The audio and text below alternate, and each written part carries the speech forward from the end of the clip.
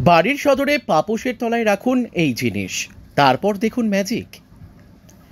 বাড়িতে ঢোকার আগে আমরা পাপোশ সকলেই রাখি, শুধু কি পা মুছে ভেতরে প্রবেশ করার জন্য, নাকি এর পেছনে আছে অন্য কোনো সুগভীর উদ্দেশ্য? আজ এই প্রতিবেদনে জেনে নেব সেই কথা।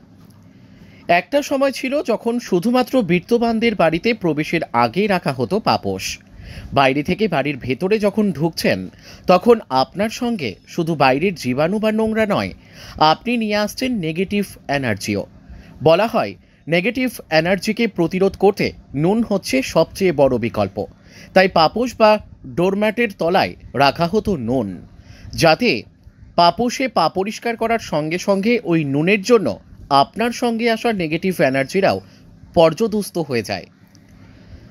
কি জানলেন তো টোটকাটা?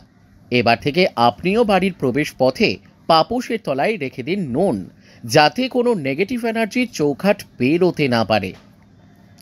Bureau report, rising Bangla.